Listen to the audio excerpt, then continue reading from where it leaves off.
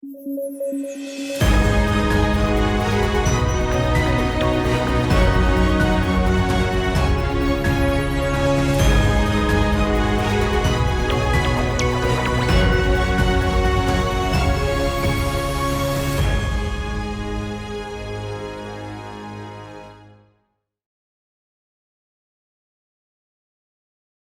there, everyone, and welcome to another episode of the Strategy International podcast. As you know, this is a podcast that's produced for Strategy International. It's a global think tank that assembles a huge variety of experts on a variety of issues such as international policy, defense, security, international relations, economy, environment, and much, much, much more.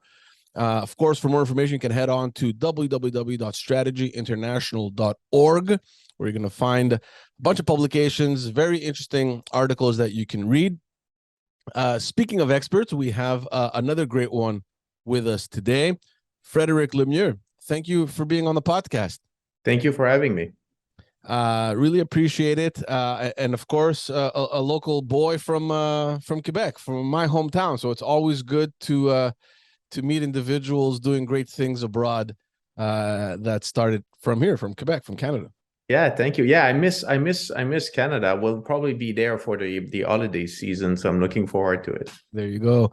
For the benefit of our listeners and viewers, you are obviously not in Canada. You're in the U.S. You are a professor and the faculty director at Georgetown University, with very significant expertise in intelligence, cybersecurity, homeland security, and international cooperation. Of course, needless to say, you are a valued senior consultant over at Strategy International on matters related to intelligence, cybersecurity, and technology. Great to have you on. Super excited to talk to you.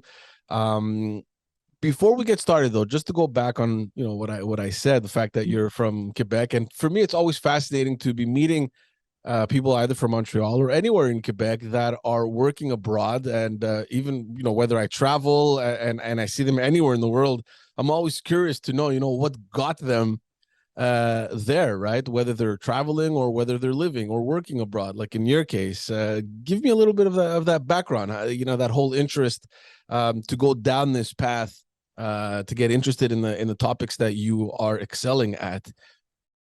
Yeah, sure. I mean, I always consider myself as a global citizen, right? So very early on when I was, like in doing my undergrad and grad, I was like signing up for, all those international projects. So I worked a couple of years in Africa, so in West Africa and Central Africa, where like I was confronted to different kind of like dimension of international affairs, and how international interference also like guide and impact politics in these regions of the world. I also lived for a little while in Cuba as well. So, like again, another area like heavily impacted by international politics and pressure and embargo and all those kinds of things.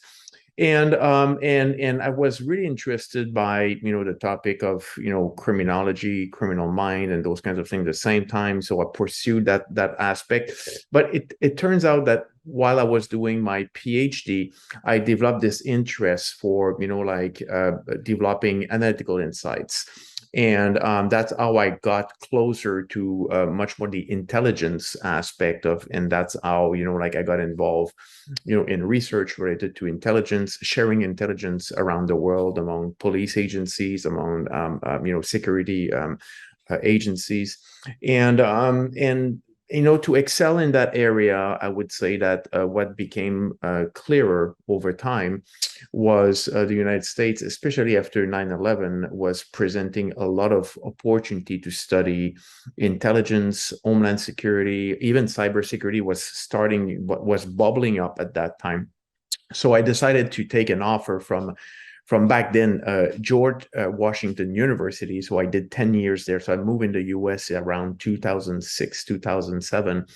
And I took a job there where I developed a master's in Homeland Security, a master's in cybersecurity.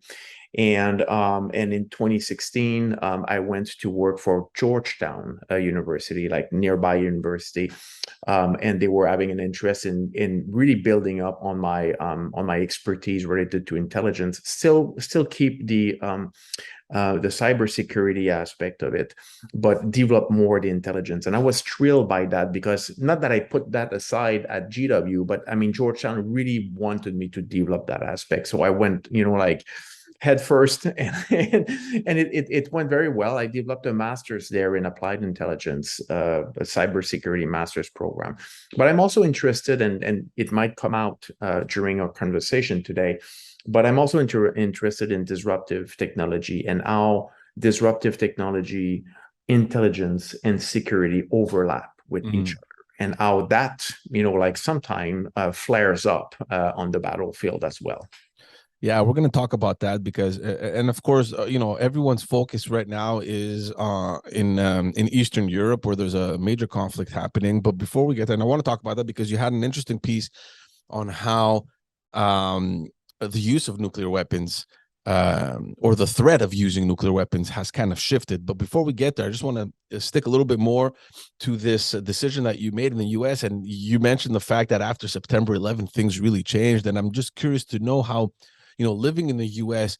post 9/11, in that whole reality where suddenly we're all kind of susceptible to the threat that maybe someday we're all in danger of a possible, terrorist attack, and that reality. And for people like us in Canada, and I'm assuming also back then in the US, wasn't really something that was tangible.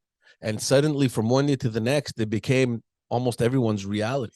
Yeah, absolutely. And it really changed the way that we were like kind of balancing security and freedom, right? And so that became like totally, I would say, new, and I would say probably a pressing discussions that brought, I would say, the worst on both sides to a certain level. But the interesting point that also, like with 20 plus years of, I would say, distance from 9/11, and that's a new piece. That's giving you a little nugget from A little hint, new yes. piece coming up. It was, if you want, the first major challenge to the West and the United States entering in the 21st century. If you think about that, like in 1990, 1991, the entire Soviet Union collapsed and, gets dismantled, countries are running away, getting their independence and all those kinds of things.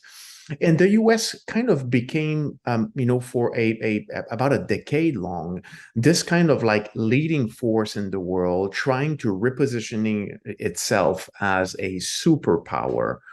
And then in 2001, you get this like, full hit on the United States, something that did not happen. I'm not comparing that to Pearl Harbor, but in terms of attack on the US territory, nothing like that really happened since Pearl Harbor. And that was I would say the first challenge to the West and the first challenge to the United States. And I do believe we're talking, you mentioned like nuclear weapons, what's going on in Eastern Europe, and also what's going on in West Pacific.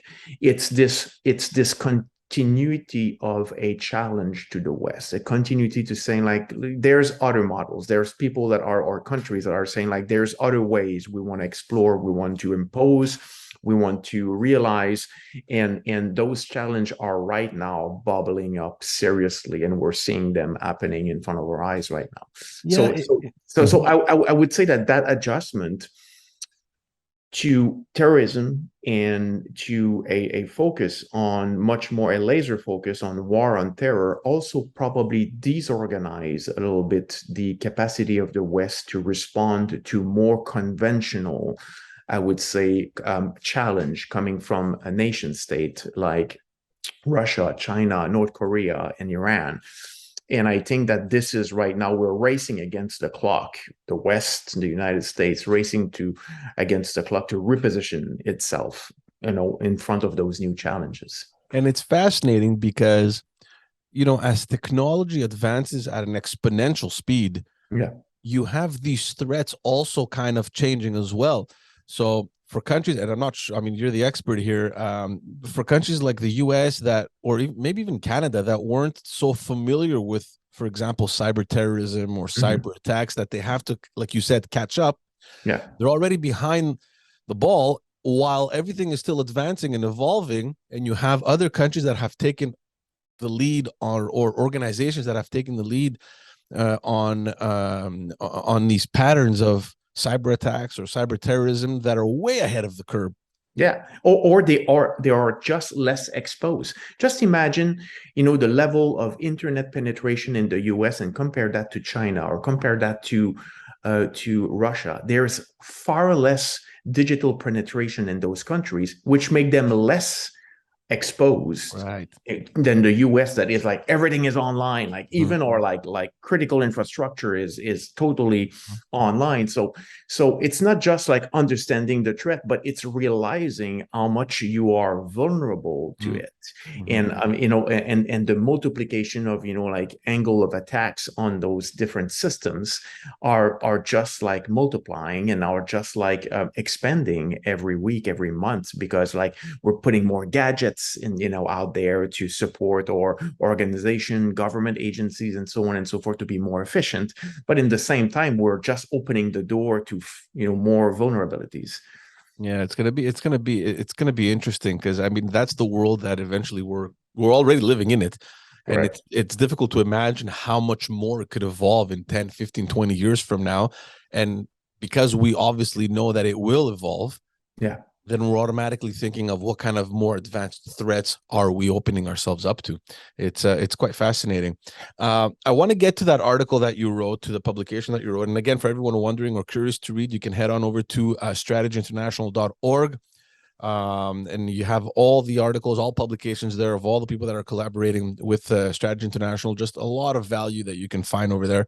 And you wrote this publication specifically about this trend, I want to say, or this shift that we're seeing in the threat to use nuclear weapons. And I found that very interesting, because you write, rightfully so, that nuclear weapons, even though there's a handful of countries that have them, have always stood kind of back from using them. It was always kind of like a defensive mechanism, as a deterrent. Yeah. And for the first time, since everyone's attention now has been focused in Eastern Europe, we're seeing a country that I think has the most nuclear warheads, preemptively threatening the West by potentially using them without necessarily being attacked, which traditionally was the essence of having nuclear weapons. Correct. And what is interesting is we see that shift of like using weapons as a response instead as as a mean to an end of an offensive end. And that was interesting, and that really piqued my attention on February 27th, when Russia decided to put its nuclear deterrence strategic forces on high alert to shield its offensive into Ukraine, sending a message that like, stay out of it, the West, stay out of it, and I'm doing that, and don't even dare trying to counter me. And that was, yes, it is in fact deterrent, but it is a deterrence that is there to protect a offensive operation, which is totally new in terms of I would say approach. Like we never saw that during the Cold War. Like the US or the Soviet Union did not say like, okay, so I'm going to Afghanistan, and now the US, if you're supporting the Mujahideen, I will put my nuclear forces in that. It didn't happen. I mean, it happened when the US and Russia were close to confront themselves in the unfolding missile crisis in Cuba. They were on high alert and so on, but that's where like the two countries were getting head to head in the Atlantic Ocean. So that was the only time we had that. But they were like preparing for an unfolding defense, possible defense if they are going to war. In this particular case, like it was not that. And we're trying right now, what we're seeing is Japan. It was only a one situation, and I don't want to make make sound like it's imminent or anything like that, but very recently officials from the military in China posted a video that was made by the army of the military of China, and they were threatening Japan of being nuked Mhm. if they were interfering in a possible, if they were defending Taiwan, if Mhm. Taiwan is getting. So you see that kind of rhetoric, picking up where we're saying like, don't get involved because we'll nuke you. So that is interesting because it comes out of a I would say a backdrop narrative, and the backdrop narrative where it becomes very difficult to counter. It's the fact that if you look at what Vladimir Putin said before invading Ukraine, he is talking about those lands pertaining to Russia historically, right? Mhm. So there's a kind of a narrative related to this is ours, right? So it's reclaiming ours. If you think about China, it's the same thing about Taiwan, right? And if you even want to push that discussion, you can have North Korea saying like, and it's part of his objectives, it's to reunify the two Koreas. And so we are facing right now reclaim narrative where they're saying those pieces of lands are ours. And if you interfere into that, you're interfering in our territory. Mhm. And so the defense becomes, like still there, but we are making a point that to get that back, we have to go to war, we have to invade, we have to do an offensive. And that's where I'm saying we're seeing a shift in the narrative, in the rhetoric around nuclear weapon. And just to debug one more thing is in the mind of most people, when they say, oh well, yeah, nuclear would be crazy because like an entire bomb can wipe out like large surface, and it's a misconception of the arsenal of nuclear weapons. You were saying before that the Russians have the largest nuclear arsenal. They do, but more importantly, they have been invested heavily in those tactical nuclear warhead. They have 2,000 of them, while the US only have about 200. And those 200 warheads are mostly parked in military base in Europe. But that's it. And so what we're seeing here is and what we are hearing from the Russian is those tactical nuclear weapons are non-strategic in their definition. When they are using the definition of what is part of a treaty, the START treaty, what is those are ICBMs. Those are the huge big bomb that people think about when they think about the nuclear warfare. Mhm. But there's those smallest thing that could be like some of them could be launched from a heavy mortar or a missile launcher, like a Mhm.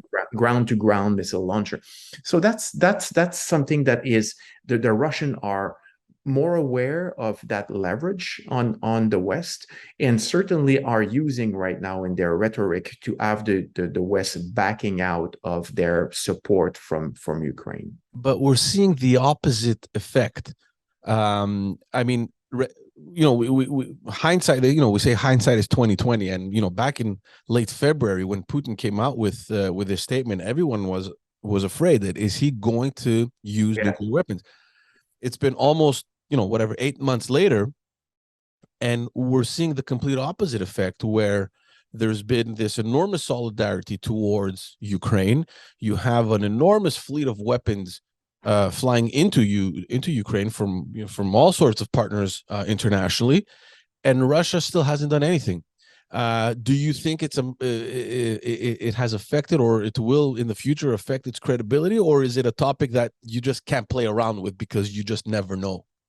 I think that they will need a threshold, right? They need a threshold to justify the use of nuclear weapons. I think that threshold could be at any time, reached. The reason why it's because the threshold for tactical nuclear weapons use is far more lower than the ICBM and the big ones that you shoot, in intercontinental.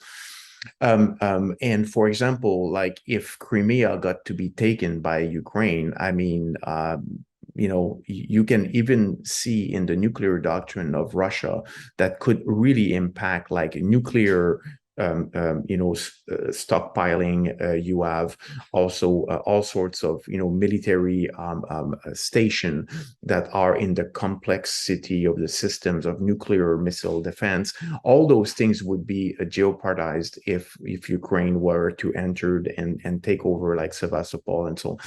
So right there they would have, for example, a claim to their own doctrine to go ahead and use the nuke to stop them. So there's that. The other thing is, I take the man to his word in the sense that if he really intend to wage a war against the West, and Ukraine is the first piece in a domino that he wants to start, he cannot win by conventional warfare against 30 countries in NATO. It shows right now that conventionally he cannot win. NATO doesn't even have to be militarily active in Ukraine. It can just like play a role of advisor, send weapons and something like that, and Russia cannot. So and that's why I'm saying we should pay attention to that shift in the narrative of the offensive deterrence strategy, because that might be the only way that he might be being able to achieve its goals. If he maintain that cap and he maintain that direction, that's probably the only way where you will have that nuclear blackmail being imposed. It's mine or I nuke. It's mine or I nuke. And the question is, it's not just the blackmail itself, is what kind of response we have to that, right? That's a very interesting question. What would the response be? Should Russia take that step? Should Putin take that extreme step and say, you know what, that's it, and tomorrow he launches nuclear warheads into Ukraine? Yeah. How prepared is the West for such to respond to such an action? Are they ready? Yes, I mean, I think the questions that are not ready. I think that you can say it will be, we can hit you. We hear a lot of things that the U.S. could order like assassinations and I don't think that the U.S. or the West could respond tit for tat and launch launch a nuke on Russian territory. I mean, that's war automatically. That's then it goes off. So you cannot go there. So, and also my point is how much we talk about the tactical, and I want to play with word here because tactical might have an impact or a limited impact on the battlefield. A lot of experts says, well, even if you use that, I mean, it doesn't destroy the entire military of Ukraine, and it will be partial. But the tactical could have a strategic impact in the sense that if he used that, he might, or he thinks that he might crack NATO in terms of cohesiveness, and you will have countries that will run scared, saying like, that is going too far. We have to go to the negotiation. We have to give some of the thing that Russian wants, and we have to back off. So he might just plan for that. I mean, so far, I'm not saying that the sanctions are doing nothing, but they have limited impact. We saw it. I mean, North Korea is under sanctions for more than 30 years, 40 years, and they're still there. They're still having their nuclear weapons. That we did not prevent that. But they also get aided by major countries like China and Russia. Yes, exactly. Well, but the thing is we are also wrong to think that the sanctions are applied by the rest of the world. There's more countries in the world that do not apply sanction on Russia than there's. So there's also this illusion of, the world is against, maybe the Western world is against Russia, but you cannot say that the entire world. So it's not without resource that he might decide to do that, right? So I'm saying like there's a lot of speculation here. But the speculation are on the table for only one reason. They are not stopping about talking about nukes and the use of nukes. They recently have a proof protest in Moscow calling for the use of nukes on UK and US. So, and those are Kremlin, approved things. So we have to be careful, and we have to be listening, and we have to be ready to respond to that. And so far, I don't think the West would be equipped militarily to necessarily respond, or would be ready to respond to a nuclear attack. Like, do you really want to get involved in World War III for Luhansk or Donetsk or Kherson? I mean, that's a tough call. It's a really tough call. So, and I'm not sure that Western countries right now have that decision like crystal clear and ready to go. I think the Western countries, from my analysis, they're holding themselves back from actually making any sort of decision on any possible negotiation. The main lines are, well, Ukraine is going to decide on its own on whether or not they want to Yeah. negotiate, because obviously they had their land seized literally from Russia. Do you see any potential light at the end of the tunnel over here, or are we stuck in this situation for years still to come? Well, we saw the Russian getting out of Afghanistan, right, in the 80s. They could decide to go out from there, but I doubt. The reason why I doubt, it's because the politics here is different. It's identity politics, right? So it's deeply ingrained into history. It's deeply ingrained also in a country's behavior. Like, we have to understand, and sometimes, like, like, the conversation goes only back to the 20th century with the creation of NATO for defending the West and also, but we have to understand that historically, Russia was an empire, right, under the Tsars and so on. So, and to a point where historians are talking about, like, Russia was expanding to a certain degree up to 50 miles each year, getting more land, and to a point where I would say the apex of the Russian Empire was about 1/6 of the entire emerged land that exists on Earth. So that's a lot of territory. And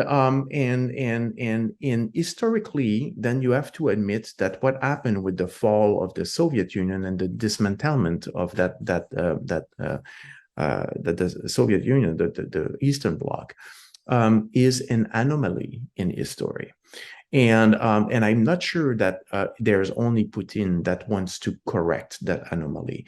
And I think that if there's something here more than the Ukraine, like Russia, like a conflict, there's something that is more like historic and cultural, that pertains to the, the power that exists in Russia, that is not done with that kind of historical defeat in 1990.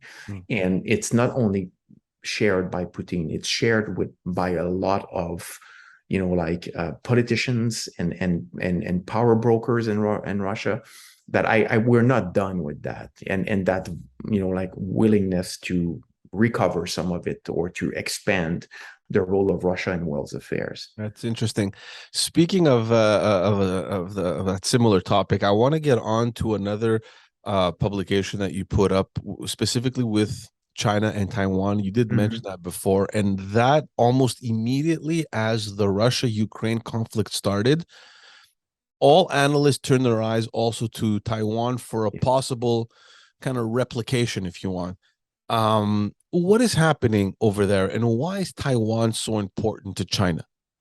Well, Taiwan was, if you want, the place where those who were combating the Communist Party, did retreat, and it always was considered as a province of China, but it became autonomous. And because those who were in power before the Communism Party took over in China, they decided that they were a government in exile, if you want. They will continue to govern China from Taiwan, and they will ignore the legitimacy, if you want, of the Communist Party. And of course, it didn't last very long. I mean, a couple of decades, but like it wind out. But the thing that Taiwan, like really kept going, it was its kind of like independent system from the communist China.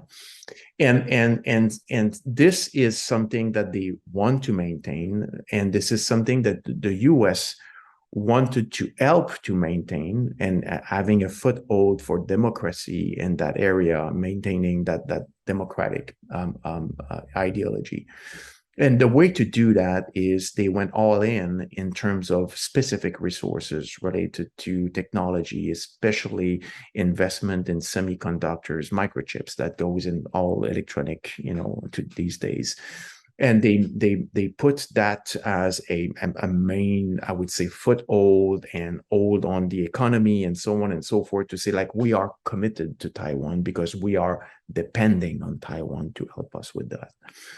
And so that's if like simplified, that's the current situation, and that's why the US is holding also so hard on Taiwan. It represents two things. It represents the defense of democracy and the projection of power of the US in that area of the world. And the second thing is economically and militarily. Taiwan is almost part of the national security, I would say, priorities of the United States, because a lot of its defense systems depend on those microchips that are being, produced in Taiwan. So that's the game going on here. The other game that we're not talking a lot is the US not trusting China and China not trusting US in retroceding like any kind of country based on an agreement.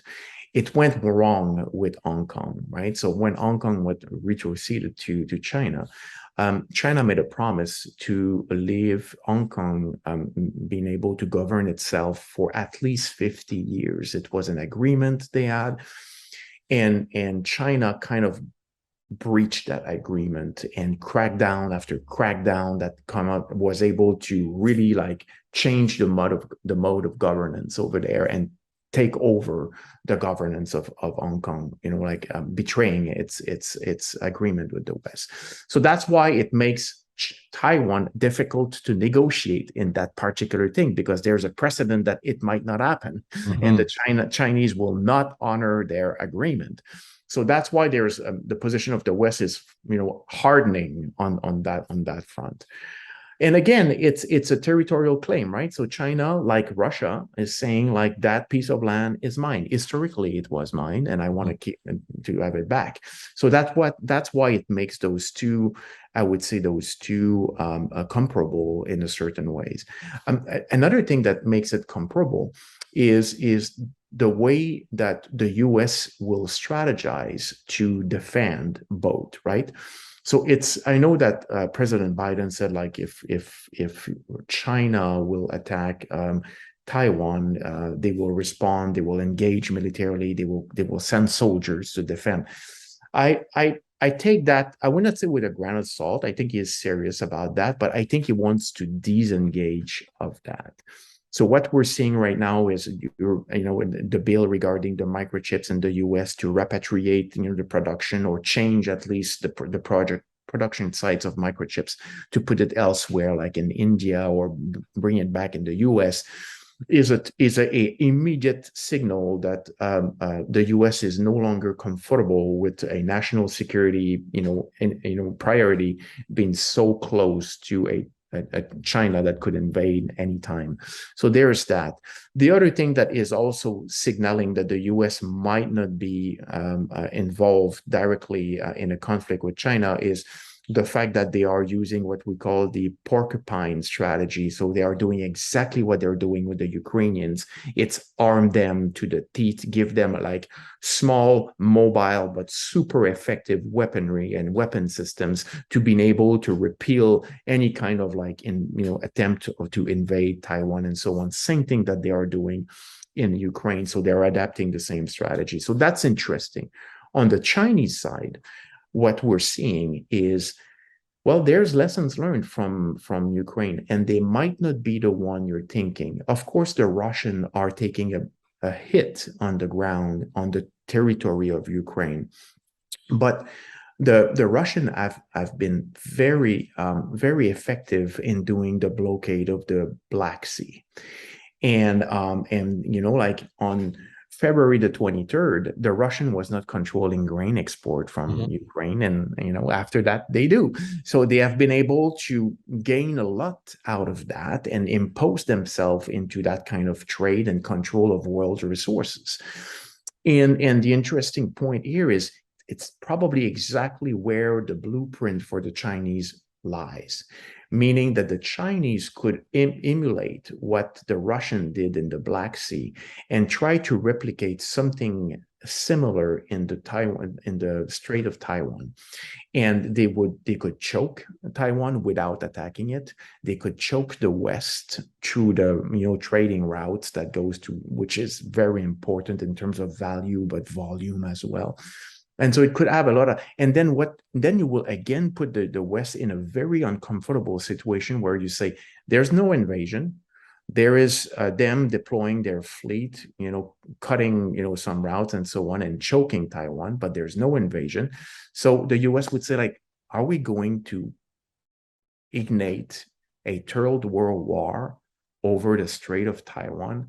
And again, the question is not clear that it's a yes. Mhm. And again, I think the Chinese are understanding that as well, and they might be able to save face where the Russians are not, Right. meaning avoiding the total invasion of the Taiwan island. Assuming that I want to go back to that bill that is being proposed to move away those interests for the microchips to Yeah, other countries or back into the US. yeah. Assuming that happens and then suddenly the US doesn't have any material interests any longer in Taiwan, would that not open the door for China to pretty much come in and step in and say, well, look, the US interests are gone, which means, that's pretty much a green light for us. I think it will give the green light.